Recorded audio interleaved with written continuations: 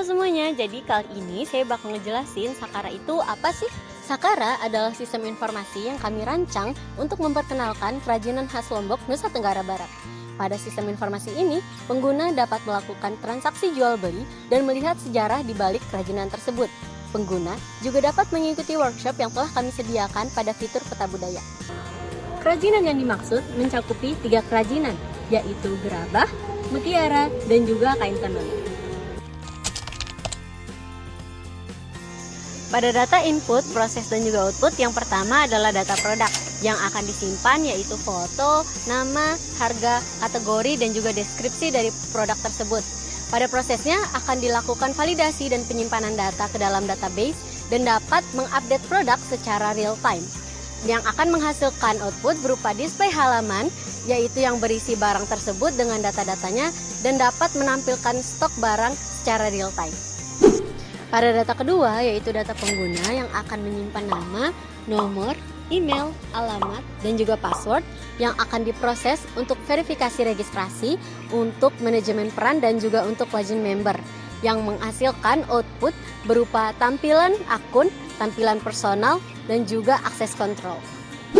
Yang ketiga adalah data transaksi yang akan melakukan proses checkout dan juga validasi pembayaran yang akan menghasilkan output, konfirmasi pemesanan, dan juga laporan transaksi.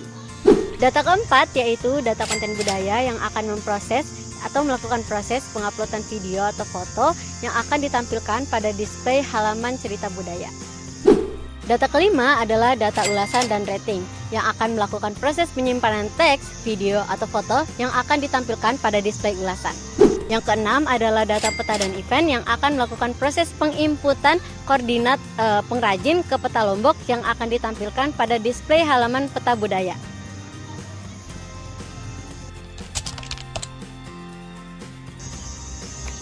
Kak, apa sih alasan Sakara dibangun? Oh, kamu mau tahu alasan Sakara dibangun?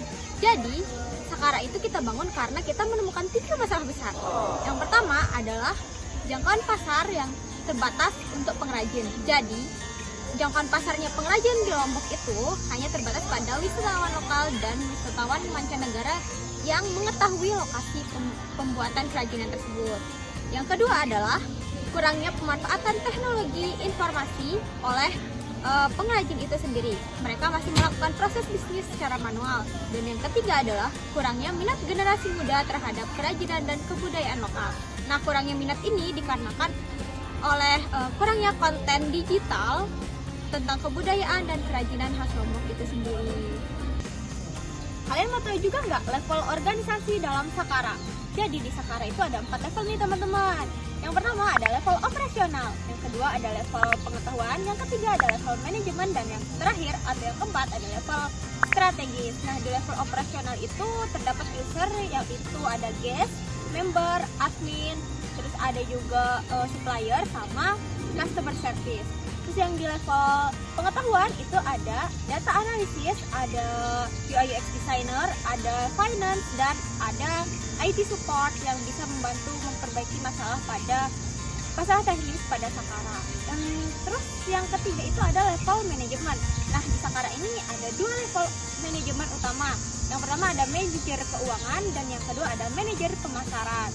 Terus yang di level strategis nih teman-teman adalah level yang paling tinggi nih. Ada CEO sebagai pemimpin utama dari Sakara dan juga ada Dewan Direksi sebagai pengawas sekaligus pengambil kebijakan tertinggi dalam Sakara. Nah, adapun proses yang terjadi di dalam Sakara itu ada 4 nih teman-teman. Yang pertama ada proses penjualan dan juga pemasaran. Nah, di dalam proses ini itu terjadi transaksi jual beli, ada konten budayanya juga, dan ada pengelolaan event kerajinan budaya. Nah, yang kedua itu ada yang namanya proses manufacturing dan produksi. Jadi di dalam proses ini supplier atau pengrajin itu memproduksi barang sesuai permintaan dari kami pihak Sakaranya, dan juga ada produksi yang berbasis pembelajaran, yaitu event budaya atau event kerajinan budaya yang diperuntukkan untuk pengguna atau customer di Sakara. Nah, proses yang ketiga adalah proses keuangan nih teman-teman. Jadi di dalam Sakara juga ada proses yang namanya pengelolaan keuangan, baik itu hasil transaksi jual beli maupun hasil yang lainnya. Dan yang proses yang terakhir atau yang keempat adalah proses kepegawaian. Jadi kami Sakara akan melakukan proses perekrutan pegawai, melakukan proses training karyawan dan juga sebagainya yang berkaitan dengan kepegawaian. Nah, itu saja ya teman-teman proses yang ada di dalam Sakara kami. Terima kasih. Nah, titik kritis yang perlu diperbaiki dalam Sakara ini adalah yang pertama adalah memperluas jangkauan pasar untuk pengrajin. Jadi semua pengrajin lokal yang ada di Lombok ini kami harapkan yang mampu bergabung dengan Sakara, jangkauan pasarnya akan lebih luas, bukan hanya sekedar wisatawan lokal saja, tetapi juga wisatawan mancanegara gitu. Nah, yang kedua adalah pemanfaatan teknologinya harus dimaksimalkan. Jadi kami melakukan pelatihan kepada para pengrajin yang masih belum melek digital agar bisa melakukan proses bisnis secara digital agar tidak memberatkan si pengrajinnya. Nah, yang ketiga adalah menambah minat generasi muda terhadap kebudayaan dan kerajinan khas Lombok dengan cara kita melakukan digitalisasi atau melakukan konten digital terhadap kebudayaan dan kerajinan khas Lombok itu sendiri. Terima kasih.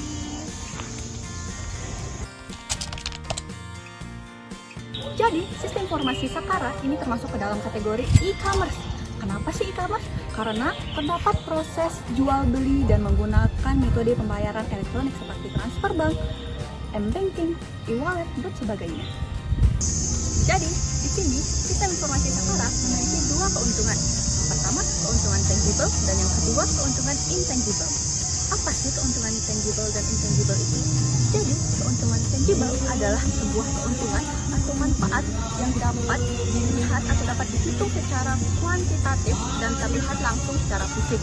Berbeda dengan intangible, keuntungan intangible adalah keuntungan yang tidak bisa dihitung secara kuantitatif atau tidak bisa dilihat secara fisik, tapi memiliki dampak yang sangat besar terhadap sebuah sistem informasi. Salah satunya sistem informasi Sakara.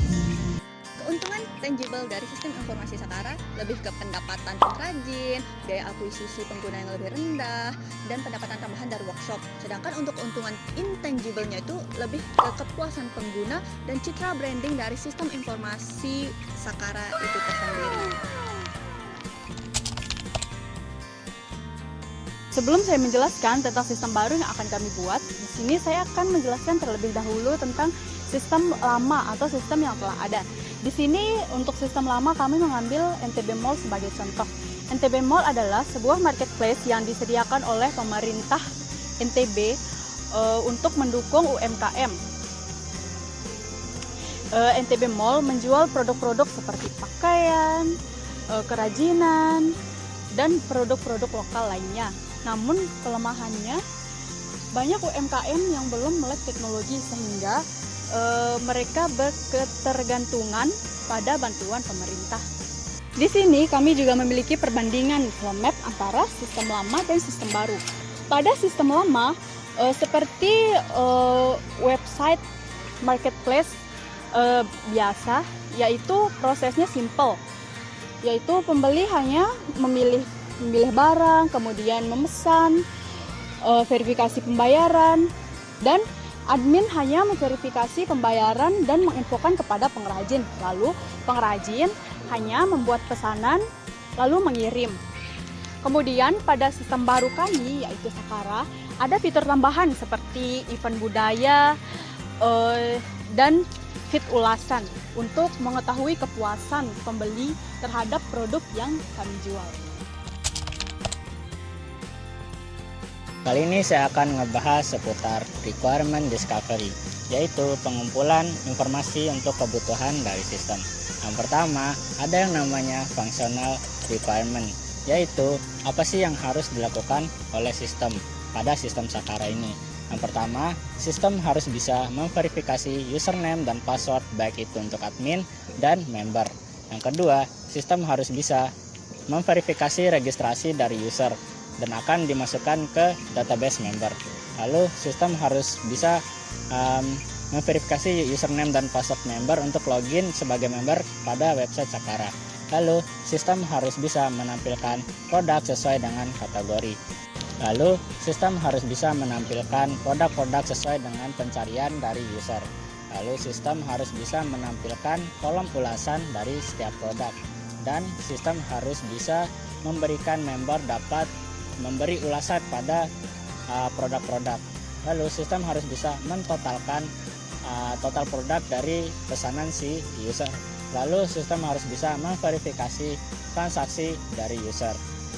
Yang kedua yang akan saya bahas kali ini adalah non-functional requirement, atau bagaimana si sistem itu harus beroperasi, atau bagaimana apa sih yang harus dimiliki oleh sistem. Yang pertama, sistem harus memiliki keamanan data dan terenkripsi end-to-end.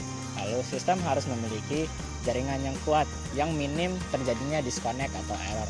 Lalu sistem harus memiliki kecepatan verifikasi registrasi maksimal 3 menit. Lalu sistem harus memiliki sistem ACID atau Automaticity, Consistency, Isolation, dan Durability guna melindungi transaksi. Lalu sistem harus memiliki regulasi privacy guna melindungi data dari pengguna. Untuk mengidentifikasi akar masalah, kami menggunakan Ishikawa diagram. Diagram ini membantu kami untuk menganalisis masalah dan kami menemukan 6 kategori. Kategori pertama yaitu proses, yaitu alur kerja sistem. Kami menemukan ada 2, yaitu proses verifikasi data pengguna yang lambat dan juga sistem registrasi yang rumit bagi orang yang tidak terbiasa dengan teknologi. Kategori kedua adalah metode dan strategi yang digunakan. Masalahnya adalah pengguna tidak membaca panduan sehingga terjadi kendala seperti kegagalan pada pembayaran. Yang kedua adalah promosi masih dilakukan secara tradisional dari mulut ke mulut. Kategori ketiga adalah teknologi atau teknologi yang digunakan pada sistem. Kami mengidentifikasi bahwa adanya aplikasi menghadapi masalah seperti kegagalan pembayaran dan integrasi Google Maps. Yang kedua yaitu tidak adanya notifikasi event kerajinan budaya sehingga pengguna tidak tahu adanya event kerajinan budaya. Kategori keempat adalah environment, yaitu lingkungan eksternal yang mempengaruhi sistem. Masalahnya di sini adalah kurangnya dukungan infrastruktur di daerah pedesaan, terutama pada akses internet yang dapat menghambat kinerja website. Kategori kelima adalah people, mencakup pengguna dan pengrajin sebagai stakeholder utama. Di sini kami menemukan pengguna tidak terlalu memiliki pengetahuan mendalam terhadap kerajinan. Yang kedua, kurangnya minat pada generasi muda terhadap kerajinan tradisional. Yang ketiga, pengrajin kesulitan dalam memasarkan produk mereka. Yang keempat, kurangnya pengetahuan digital marketing bagi pengrajin. Kategori terakhir adalah material atau produk, yaitu produk yang ditawarkan. Di sini kami menemukan variasi produk yang masih terbatas dan harga kerajinan yang tidak kompetitif di pasaran. Dengan mengidentifikasi masalah dari 6 kategori ini secara sistematis, Sakara dirancang untuk memberikan solusi tepat sasaran. Baik, di feasibility analysis ini dilakukannya analisis deskripsi, operasional feasibility, curricular feasibility, schedule feasibility, dan technical feasibility, serta legal feasibility, yang dimana itu akan dilakukan oleh 2 kandidat, setelah itu akan dinilai oleh PM itu tersendiri.